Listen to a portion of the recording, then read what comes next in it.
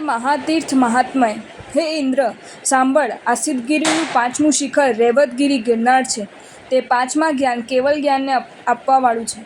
ત્યાં ભક્તિ વડે ઉચિત દાન કે અનુકંપા દાન વગેરે આપ્યા હોય તો તે આ લોક અને પરલોકમાં હિતકારક એવા સર્વ સુખો આપે છે. જેઓએ વારંવાર સુકૃત કર્યા હોય તેવા કૃતાર્થ પ્રાણીઓ જ આ ગિરિરાજનું દર્શન કરી શકે છે. આ ગિરિરાજ ઉપર રહેલા મુનિઓ અને દેવતાઓ નિત્ય શ્રી નેમિનાથ પ્રભુને નમે છે.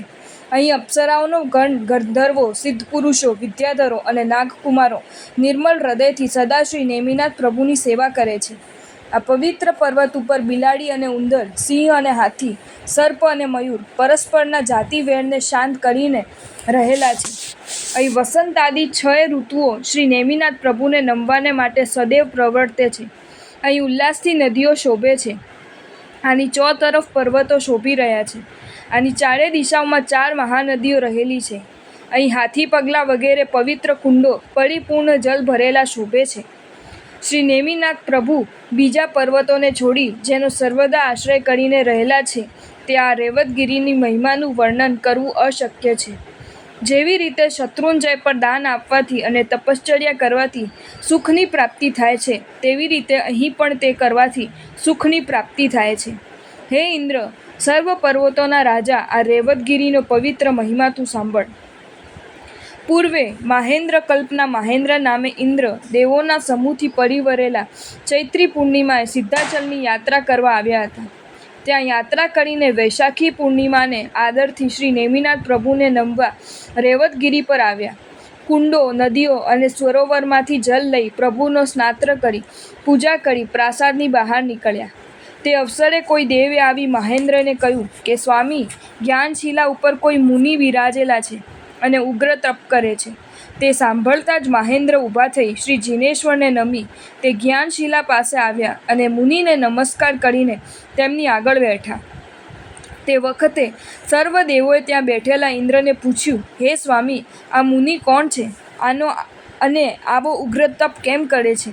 ત્યારે મહેન્દ્રએ અવધિ જ્ઞાનથી મુનિનો સર્વ વૃત્તાંત જાણી કહ્યું કે હે દેવો, આ મહાશયનું અદ્ભુત ચરિત્ર તમે સાંભળો. આ જંબુદ્વીપના ભરત ક્ષેત્રમાં શ્રાવસ્તી નામે શ્રેષ્ઠ નગરી છે. ત્યાં વજ્રસેન નામે ભૂપતિ હતો. એ રાજા હંમેશા જીનાર્ચનમાં તત્પર હતો. તેને સુભદ્રા નામે રાણીથી આ ભીમસેન નામે પુત્ર થયો. તે ઘણો ભયંકર અને જુગાર આદિ કુવ્યસનમાં તત્પર થયો. એ કુલક્ષણી કુમાર હંમેશા ગુરુ, દેવ અને પિતા વગેરે વડીલોનો દ્વેષ કરતો હતો. અનુક્રમે પિતા વજ્રસેને મોહથી તેવા અપલક્ષણવાળા ભીમસેનને યુવરાજ પદ આપ્યું. યુવરાજપણાની પ્રાપ્તિથી તે કુમારે પરસ્ત્રી અને પરદ્રવ્ય હરણ કરી પ્રજાને પીડવા માંડી.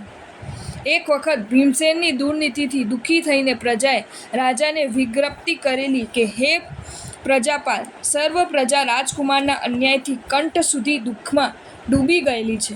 માટે તેનો વિચાર કરીને જેમ યોગ્ય લાગે તેમ કરો. તે સાંભળી રાજાએ સામ વચનથી તેમને સાંત્વના આપી પોતપોતાના સ્થાન તરફ વિદાય કર્યા. પછી રાજાએ ભીમસેન કુમારને બોલાવીને આ પ્રમાણે શિક્ષા આપી. હે વત્સ, લોકનું આરાધન કરીને જગતમાં દુર્લભ એવી કીર્તિ મેળવ. રાજાઓએ પરસ્ત્રી અને પરદ્રવ્યનું કદી પણ હરણ કરવું નહીં. માતા, પિતા, ગુરુ અને જીનેશ્વર પ્રત્યે ભક્તિ રાખવી. મંત્રીની સલાહ પ્રમાણે ચાલવું. હંમેશા ન્યાયને સ્વીકારવું. અનીતિને દૂર ત્યજી દેવી. વાણી વડે પ્રતિષ્ઠા મેળવવી. ધીરતા કેળવવી. ધર્મ માર્ગે ચાલવું અને 7 વ્યસનોને છોડી દેવા. રાજાઓનો પર્યાય આ જ ઉત્તમ ધર્મ છે. તે ધર્મના આશ્રયથી લક્ષ્મી, કીર્તિ, યશ અને સ્વર્ગ પ્રાપ્ત થાય છે. આવી રીતે વારંવાર રાજાએ શિખામણ આપી તો પણ ભીમસેને પોતાનું દુરાચરણ છોડ્યું નહીં. આવી રીતે શિક્ષા દેતા પણ તે કુમાર વિનીત બનવાને અશક્ય જણાયો એટલે રાજાએ કુમારને કારાગૃહમાં નાખ્યો. કેટલોક કાળ કેદમાં રહી એક વખત અવસર પામી પોતાના જેવા મિત્રોની ખરાબ શિખામણથી દોરાઈ કુમારે ક્રોધ વડે માતા પિતાને મારી નાખ્યા અને પોતે રાજ્ય ઉપર બેસી મદ્યાધિક વ્યસનોના આસક્ત રહી લોકોને નિત્ય પીડા કરવા લાગ્યો. એના અત્યાચારથી કાયર થઈને સર્વ સામંતોએ, મંત્રીઓએ અને તેના પરિવારે મળીને તે પાપીને પકડીને ક્ષણવારમાં દેશ નિકાળ કરી દીધો. પછી સર્વશાસ્ત્રોમાં અને ન્યાયમાં ચતુર એવા જીનવલ્લભ નામના તેના અનુજ બંધુનો મંત્રીઓએ શુભ મુહૂર્તમાં રાજ્ય ઉપર અભિષેક કર્યો. દેશ નિકાલ કરેલા ભીમસેને બીજા દેશોમાં જઈને પણ ચોરી કરવા માંડી. ખરેખર વ્યસન છોડવું અશક્ય છે. તે પથિકોને અત્યંત મારતો. આ પ્રમાણે ઘણો અન્યાય કરનારા એ ભીમસેનને લોકો પકડીને મારતા. તેમનાથી છૂટીને યથેચ્છાએ ગામે ગામ ફરતો તે ભીમસેન અનુક્રમે મગધ દેશના પૃથ્વીપુર નગરમાં આવી ચડ્યો. ત્યાં કોઈ માળીને ઘેર સેવક થઈને તે રહ્યો. ત્યાં પણ પત્ર, પુષ્પ અને ફલાદિક ચોરીને વેચવા લાગ્યો. તેથી માળીએ તેને કાઢી મૂક્યો. એટલે તે કોઈ શેઠની દુકાને વાણોતર થઈને બેઠો. ત્યાં પણ તેને પોતાનું દુર્વ્યસન છોડ્યું નહીં. ત્યાં રહીને પણ દુકાનની વસ્તુઓ ચોરીને વેચવા માંડી. માણસને પડેલા સ્વભાવનો ત્યાગ કરવો ઘણો મુશ્કેલ છે. તેની ચોરી જાણવામાં આવતા તે શેઠે તેને કાઢી મૂક્યો. ત્યાંથી નીકળીને તે ઈશ્વરદત્ત નામના કોઈ વેપારીને ઘેર નોકર બન્યો. એક વખતે દ્રવ્યનો લોભી ભીમસેન તે ઈશ્વરદત્તની સાથે નાવમાં બેસીને ત્વરાથી જલમાર્ગે ચાલ્યો. 1 માસ સુધી સમુદ્રમાં ચાલતું નાવ એકવાર રાત્રિમાં પરવાળાના અંકુરોની કોઠીથી સ્ખલિત થયું. નાવિકોએ ઘણા ઉપાય કર્યા, પણ તે નાવ જરા પણ આઘું કે પાછું ફર્યું નહીં. કેટલેક કાળે અનાજ પાણી પણ ખૂટી ગયું. પછી ચતુશરણનું ઉચ્ચારણ કરી 18 પાપસ્થાનનો ત્યાગ કરી સર્વ જીવોને મન વચન કાયાથી મિથ્યા દુષ્કૃત આપી શુભ ભાવનાએ પંચપરમેષ્ઠી નમસ્કારનું સ્મરણ કરી જેટલામાં ઈશ્વરદત્ત વ્યવહારી મરવાની ઈચ્છાએ સમુદ્રમાં ઝંપાપાત કરવા જતો હતો. તેટલામાં કોઈ પોપટ ત્યાં આવી મનુષ્ય વાણીમાં બોલ્યો, હે ઈશ્વરદત્ત વ્યવહારી, આ અપંડિત બાલકોમળ શરીરવાળો પક્ષી છે એમ માનશો નહીં. હું આ નગરનો અધિષ્ઠાતા અગ્રણી દેવ છું અને તમને જીવિતનો ઉપાય કહેવા તેમજ મરણથી અટકાવવાને હું અહીં આવ્યો છું. માટે તમે સર્વ લોકો ઉપાય સાંભળો. તમારામાંથી એક જણ જે સાહસિક અને દયાળુ હોય તે મરવાને તૈયાર થઈ સમુદ્રને તરીને આ પર્વત ઉપર જાઓ અને ત્યાં જઈને ભારડ પક્ષીઓને ઉડાડો.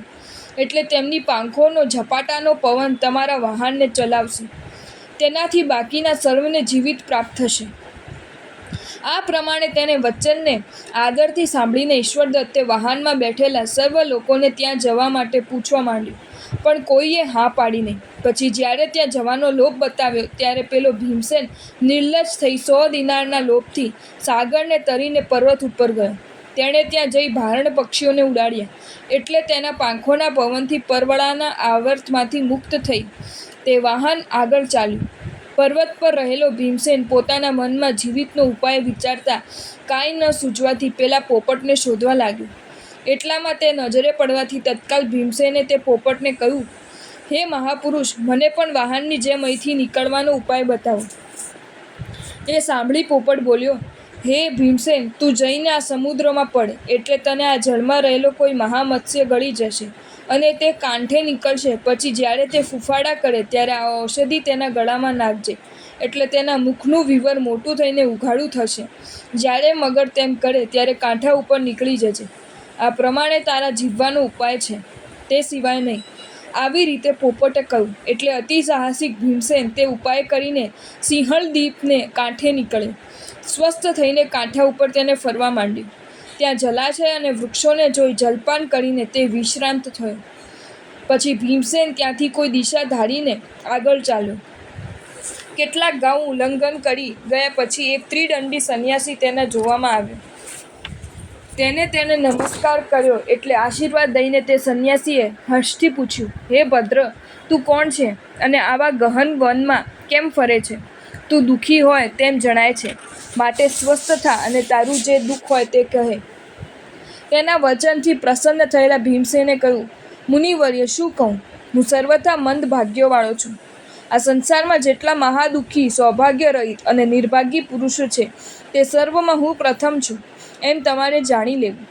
હું જ્યાં જેને માટે જઉં ત્યાં તે વસ્તુ સિદ્ધ થતી નથી. મારે ભ્રાતા, માતા, કાંતા કે પિતા કોઈ નથી, તો પણ મારું પેટ હું ભરી શકતો નથી. આ પ્રમાણે તેને દીન વચનો સાંભળી એ માયાવી તાપસ મધુર વચને બોલ્યો, અરે ભદ્ર, હવે ખેદ કર નહીં. હું મળતા હવે તારું દારિદ્ર્ય ગયું જ એ સમજ. અમે હંમેશા પરોપકાર કરવા માટે જ આમ તેમ વિચરીએ છીએ. અમારે કાંઈ પણ સ્વાર્થ નથી. આ શ્રેષ્ઠ સિંહળ દ્વીપમાં મારી સાથે ચાલ, ત્યાં તને રત્નની ખાણમાંથી રત્નો આપીશ. ત્રિદંડીના આવા વચન સાંભળી ભીમસેન તેને સાથી ચાલ્યો. પ્રાય મુનિવેશ પ્રાણીઓને વિશ્વાસ પમાડે છે. પોતાની પાસેની આ સુવર્ણ મોહરમાંથી માર્ગમાં ખાવા માટે પાથરે લઈ તેઓ બંને કેટલાક દિવસે એક રત્નની ખાન પાસે આવ્યા. પછી કૃષ્ણ ચતુર્દશીના દિવસે એક કપટી સંન્યાસીએ ભીમસેનને ખાનમાં ઉતારી રત્નો બહાર કઢાવવા માંડ્યા. સર્વ રત્નો લઈ લીધા પછી તે દુષ્ટ તાપસે તુરંત દોરડું છેદી નાખીને ભીમસેનને ખાણમાં પડતો મૂક્યો અને ત્રિદંડી ત્યાંથી બીજે રસ્તે ચાલતો હતો. ભીમસેન દુઃખી થતો ખાણમાં આમ તેમ ફરવા લાગ્યો. તેવામાં અત્યંત પીડિત અને કૃશ થઈ ગયેલો એક પુરુષ તેને ત્યાં જોયો. ભીમસેનને જોઈ દયા લાવીને તે પુરુષ બોલ્યો, વત્સ, યમરાજના મુખ સરખા સ્થાનમાં તું કેમ આવ્યો છે? શું તને પણ મારી જેમ પેલા પાપી તાપસે રત્નનો લોભ બતાવી છેતર્યો છે? હા, તેમ જ થયું છે. એમ કહીને ભીમસેને તેને પૂછ્યું કે અહીંથી નીકળવાનો ઉપાય હોય તો બતાવ. તો બોલ્યો, જીવિતનો એક ઉપાય છે, તે સાંભળ. આવતીકાલે સ્વર્ગમાંથી કેટલીક દેવીઓ પોતપોતાના અધિષ્ઠિત રત્નોનો ઉત્સવ કરવા માટે અહીં આવશે. તેઓ શુભ ભાવનાથી આ ખાણના અધિષ્ઠાતા રત્નચંદ્ર નામના દેવની આગળ વિવિધ ગીત નૃત્યોનું ઉપચારથી પૂજા કરશે. તે વખતે એ રત્નચંદ્ર દેવનું ચિત્ત તેમના સંગીતમાં લાગતા તેના સેવકો સાથે તું બહાર નીકળી જજે. બહાર નીકળેલા તને દેવતા પણ કાંઈ કરી શકશે નહીં. આવી રીતે ભીમસેનને આશ્વાસન આપી તે પુરુષે તેની સાથે આખો દિવસ પસાર કર્યો. બીજે દિવસે પ્રાતકાલે મૃદંગનો ધ્વનિ કરતી કેટલીક દેવીઓ વિમાનમાં બેસીને મહોત્સવપૂર્વક ત્યાં આવી. જ્યારે અધિષ્ઠાયક દેવનું મન સંગીતમાં મગ્ન થયું ત્યારે તે દેવના સેવકોની સાથે ભીમસેન તત્કાલ ખાણની બહાર નીકળી ગયો. પછી મંદ મંદ ગતિએ માર્ગનું ઉલ્લંઘન કરતો ભીમસેન કેટલાક દિવસે સિંહળ દ્વીપના મુખ્ય નગર શિતિમંડનપુરમાં આવ્યો. ત્યાં સર્વ સુલભ વસ્તુઓથી સંપૂર્ણ એવી કોઈ વેપારીની વખાર ઉપર સેવક થઈને રહ્યો અને તે વેપારીના ઘરમાંથી પણ ઘણીવાર ચોરી કરી. એક વખતે કોટવાળાએ જાણ્યું કે આ ચોર છે, એટલે તેને અપરાધી ગણી બધે ફેરવીને શૂળીએ ચડાવવા લઈ ગયા. તેટલામાં ઈશ્વરદત્ત શેઠે તેને જોયો. પોતાનો ઉપકારી જાણી તત્કાલ રાજાને વિનંતી કરી તેને છોડાવ્યો. ત્યાંથી નાવમાં બેસી કેટલેક દિવસે એ મહાપરાક્રમી ભીમસેન પૃથ્વી પર નગરમાં આવ્યો. વાહનમાંથી ઉતરીને ત્યાં આગળ કોઈ પરદેશીને જોઈ તેને પોતાનો વૃત્તાંત જણાવ્યો. તેનો વૃત્તાંત સાંભળી તું ખેદ કરીશ નહીં એમ કહેતો તે પરદેશી ભીમસેનને સાથે લઈ રોહણાચલ તરફ ચાલ્યો. ઉતાવળે ચાલતા માર્ગમાં એક તાપસનો આશ્રમ તેમને જોવામાં આવ્યો. તેમાં એક જટિલ નામના વૃદ્ધ મુનિ હતા. તેમને તેઓએ નમસ્કાર કર્યો. એ વખતે મંગળ નામનો એક શિષ્ય આકાશ માર્ગે આવ્યો. તેને વિનયથી ગુરુને પ્રણામ કર્યા. જો તમને આ વિડીયો ગમ્યો હોય તો આ વિડીયોને લાઈક કરો અને મારી ચેનલ જૈન ફેક્ટ્સ એન્ડ સ્ટોરીઝને સબસ્ક્રાઈબ કરો. ધન્યવાદ.